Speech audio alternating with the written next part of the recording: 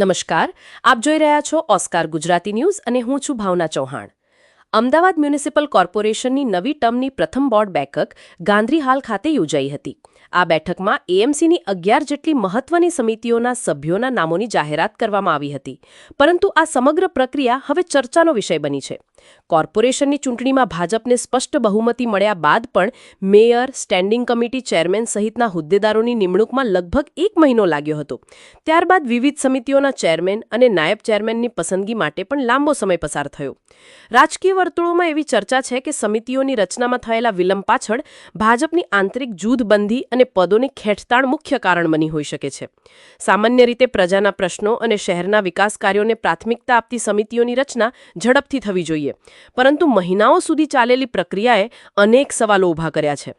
વિપક્ષ પણ આ મુદ્દે ભાજપને ઘેરી રહ્યું છે અને આરોપ લગાવી રહ્યું છે કે સત્તાધારી પક્ષ આંતરિક રાજકારણમાં વ્યસ્ત રહ્યો, જ્યારે શહેરના અનેક મહત્વના પ્રશ્નોની ઉકેલની રાહ જોઈ રહ્યા હતા। હવે જોવાનું એ રહેશે કે નવી સમિતિઓની રચના બાદ શહેરના વિકાસ કાર્યોમાં કેટલી ઝડપ આવે છે અને પ્રજાના પ્રશ્નોના નિરાકરણ માટે આ સમિતિઓ કેટલી અસરકારક સાબિત થાય છે।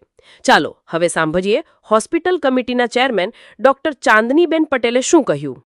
આજરોજ અમદાવાદ મ્યુનિસિપલ કોર્પોરેશનમાં 11 જેટલા કમિટી મેમ્બરોની નિમણૂક કરવામાં આવી।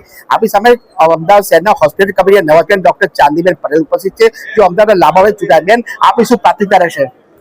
પ્રાથમિકતા તો હોસ્પિટલ કમિટી કે જે નાગરિકોની સેવા માટે સ્પેશિયલ હોસ્પિટલ, સરકારી હોસ્પિટલ બનાવવામાં આવે છે। અમદાવાદ મહાનગરપાલિકા એવી મહાનગરપાલિકા છે કે જે નળ, ગટર અને રસ્તા સિવાયની આ એક આરોગ્યલક્ષી સુવિધા આપે છે અને એ સુવિધા પાયાના દરેક વ્યક્તિ સુધી પહોંચે એના માટે અમે કટિબદ્ધ છીએ। આપણી પહેલી પ્રાથમિકતા શું હશે?